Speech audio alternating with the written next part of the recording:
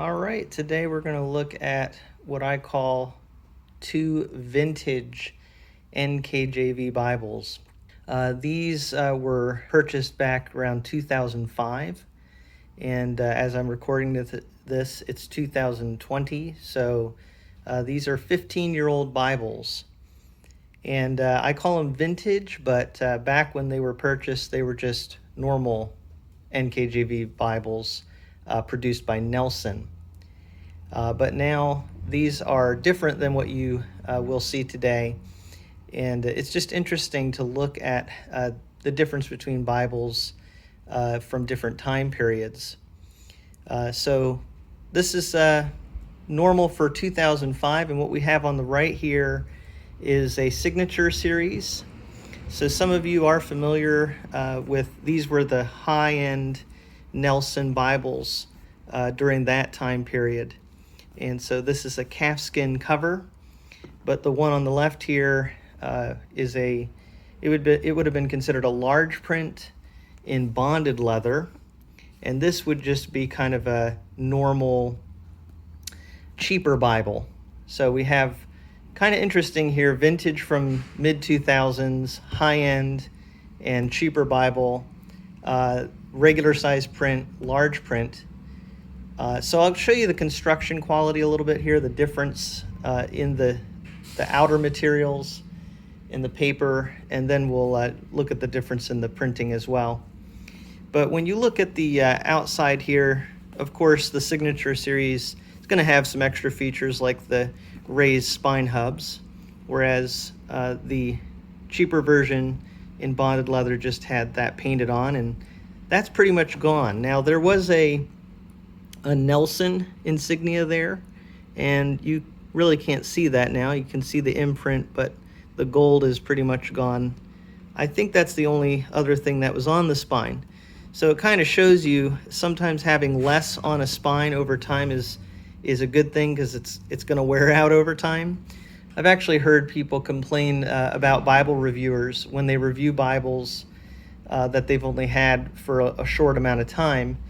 And let me just comment on that. A lot of Bibles are only produced for a relatively limited amount of time. So to do a Bible review for consumers, you want to get the review out pretty quickly, believe it or not, so that people can buy the Bible, because actually in a few years, sometimes the Bibles change and you can't get them. And certainly several years, and in this amount of time, 15 years, you cannot get these Bibles. But there is something good about being able to show how a Bible ages over time, even though you cannot purchase these Bibles anymore unless you find something on eBay. It'd be hard to find these. But it's interesting to see how they've held up over time. So the spine, you can see, is something that wears out. On the inside here, the cheaper Bible is just a paste down liner, paper. And actually, you would think that would just be totally deteriorated, but it's held up pretty well. And I have used this Bible a lot. So this has broken down, the synthetic liner here. However, it's an edge-lined liner, so it has held up and stayed together pretty well there. The paste down has kind of broken down here. On the edge line, where you'll see it break down, is more on the inside here where the paper is. But still, overall, that's held up quite well. And this one, I have to be honest, has held up pretty well too. This is a sewn binding for the pages, and this one looks to be a glued binding. But again, it's actually held up pretty well. Hasn't been used as much, I don't think, as this one, but for 15 years, it's hung in there. So looking at the inside of these Bibles, the Signature Series one here looks like it was printed in 04, and it's the 18th printing, and it was printed in Belgium. The cheaper version was also printed in 04. Looks like it's the first printing, and it was printed in the United States of America. And you guys can correct me in the comments if I'm wrong about the printing year. and the run, but I think that's how that should be read. So they both look like they're Bibles that were printed in 2004. Interesting that this was printed in Belgium, and we'll look at the paper quality and the printing once we get into it, but just to kind of show you the front matter here, they both have a preface to the New King James Version. I think it's the exact same one. Table of contents, Old Testament title page. The Signature series has these section introductions for different sections in the Bible. So for the Pentateuch, for example, you have an introduction talking about those books of the Bible. This cheaper version just has the text. Now, when you look at how these were printed, one thing I really like, and I call them vintage, is it's just very simple. I've used this a lot for preaching, and it's really ideal for preaching, as you can tell. It's easy to hold, and it has a great setup, where it's verse by verse. You can see the paragraph designations with bold numbers, but there's not a lot there. It's a very clean, minimalistic look. You have your biblical text, verse by verse, and you have translator notes on the bottom. What some people might prefer would be more space for writing in the margins.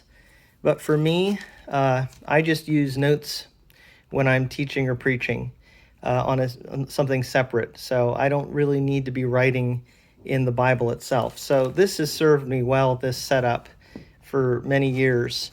And this is a larger print. So these are kind of typical dimensions, even what you see today for kind of a regular size print Bible, especially a thin line, and then a larger print. I mean, these are very typical dimensions, but what you don't see as much today is this layout.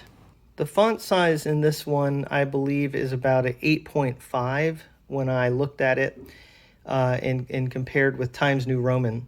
And this looked about a 10.5 to an 11. So I actually think this is more like an 11-point font, and this is more like an 8.5-point font. So this is really nice font size. The age I'm at now, I do prefer a larger font. It's just easier to see. As far as paper quality, though, and printing, there's not a lot of ghosting in either one. Now, these were at a time when Bibles were not line matched, but the paper opacity is very important, and this has good opacity. You don't have a lot of show through. Bibles today tend to be line matched, but sometimes what will happen is, because they're line matched, I think publishers don't always worry as much about paper opacity in some cases, especially with cheaper Bibles. But even with this cheaper Bible not being line matched, it really doesn't have a lot of show through. So the printing quality is really actually similar in both, but I would say this one printed in Belgium is just a bit nicer. I don't really know the difference between the paper. When they were new, this had really nice gold gilt on the side. This might have had something, but it didn't look nearly as nice as the high-end Bible. But as you can tell over time, they've actually held up pretty similarly. The paper is about the same in both Bibles. The New Testament is red letter in both of these, and the red in the Signature series is a little bit darker than the red on the cheaper Bible, but actually both are fine. The red letter in both of these is actually really nice. So I really like these, as you can tell, even though there's a lot of nice new printings coming out of different Bibles, and the NKJV has some really nice editions. I would love it if this was still an option available. I really like these, again, especially for preaching and teaching. So I'm on the last page now of both of these Bibles, and when you get past Revelation in the cheaper version, it goes right into a concordance. In the Signature series, it had this reading through the Bible in a year plan, and then the concordance. And the concordance, from what I could tell in both of these, is exactly the same. It's the same concordance. So there's a lot actually in both of these that are really similar, even though this is a cheaper Bible, and you can tell we have children. They like to write in the Bible when they're little. We try to avoid that, though. The end of the signature series did have these maps. And they're different looking than maps you see now, but they're actually quite nice on glossy paper. And then some cardstock and that edge lining. And again, just to show you, that edge lining does break down where the paper is on the inside. And the synthetic also deteriorated. The synthetic liner has some deterioration. There is the corner work for those of you who like to see how the leather corner work looks. It was a calfskin, has a really nice smooth feel to it. It's gotten really slicker over time. I don't think it was quite this slick when it was new, but it always was smooth and very flexible. And for this size Bible, that's really nice. The bonded leather, bonded leather is never that nice, even to begin with. So it's just kind of gotten crackly here and bent up. So you can tell that over time, real leather is nicer, holds up better, and looks great. But actually, they both held up really well, and I think it's just great to see examples of what I would call vintage Nelson NKJV Bibles. Nelson is still putting out wonderful Bibles, and I've reviewed some of those, but I thought it would be interesting to take a look at these. And as always, thank you for looking at these Bibles with me from a first perspective.